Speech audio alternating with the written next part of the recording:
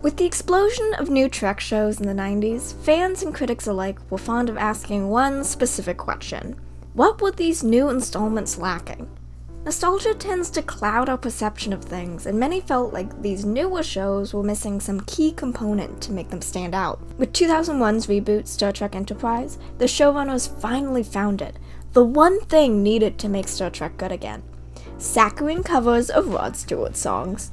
Welcome to Trek Record. I'm your host Rebecca, and today we are going to talk about the most controversial opening theme song in Trek history, Faith of the Hood. I have a speech impediment. I don't know if I've mentioned that.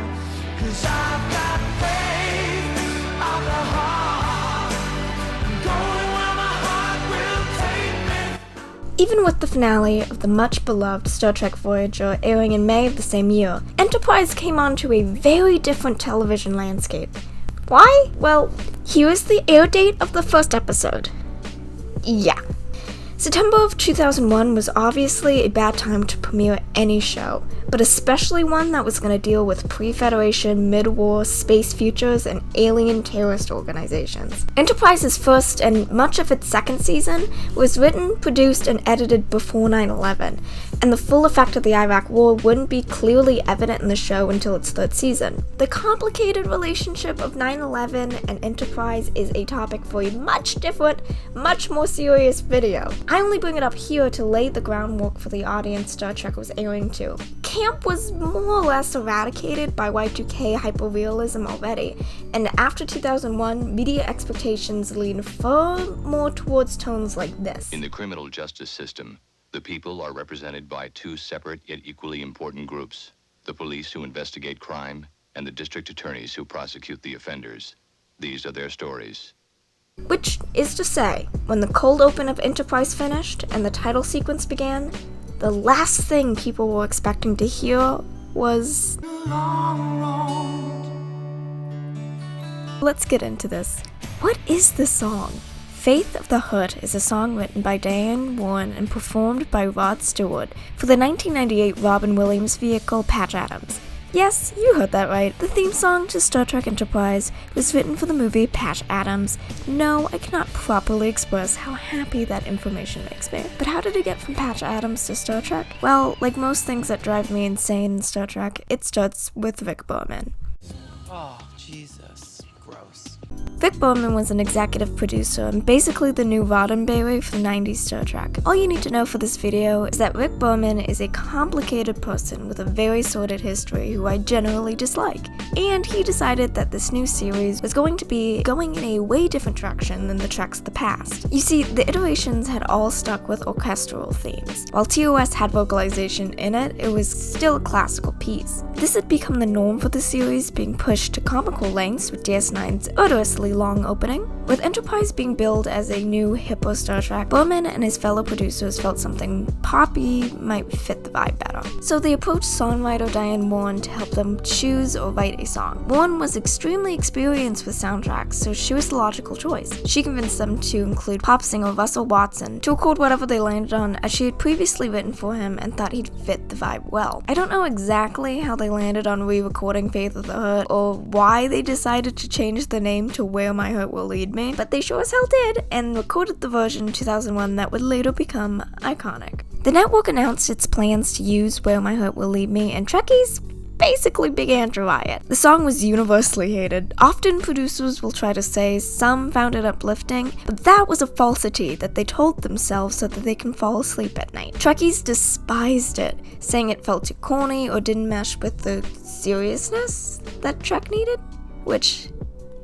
Alright. Petitions to remove the song began to pour in, both online and in person, with thousands upon thousands of signatures. People were extremely vocal about their distaste for it, and in a way, I guess I do understand the outcry. The song is achingly sincere to the point of first. Like I talked about earlier, this was very atypical of serialized television at the time. Mostly it was instrumentals, and even when contemporary shows did have that, for lack of a better word, cheesy theme song, they tended to lean more into cool guys doing crime sort of category, and not so much the my soul will carry me through time and space category. Again, people were not as receptive to this style of camp at the time.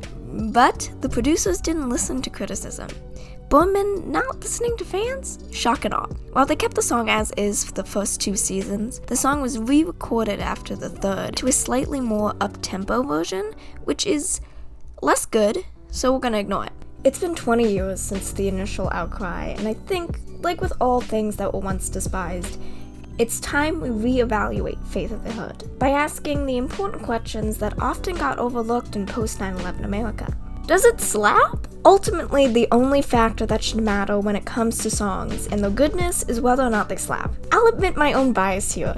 Enterprise has always been my least favorite Star Trek series, which means when reruns did appear on the networks that exposed me to DS9, Voyager, and TNG, I usually skipped them. By the time I decided to try and give the show a fair shot, Netflix had added the skip intro button, which means I didn't have to sit through the song every time. All this to say, I actually like it. Is this music?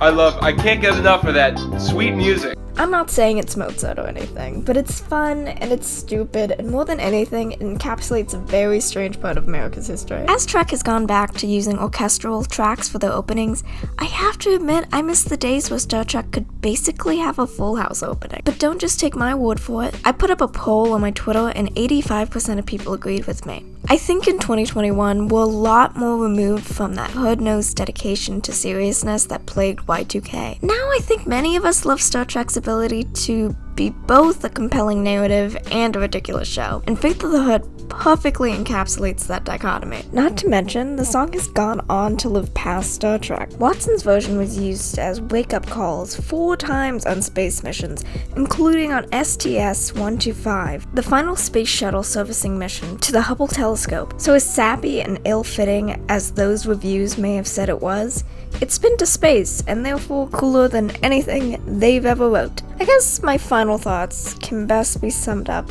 by this. I want everybody to know I'm being very vulnerable right now, and I'm not a singer. I've got faith of the heart. I'm going where my heart will take me. I've got faith to believe I can do anything. I've got strength of the soul. No one's gonna bend or break me.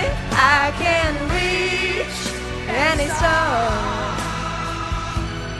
I've got faith. I've got faith. Faith of the heart.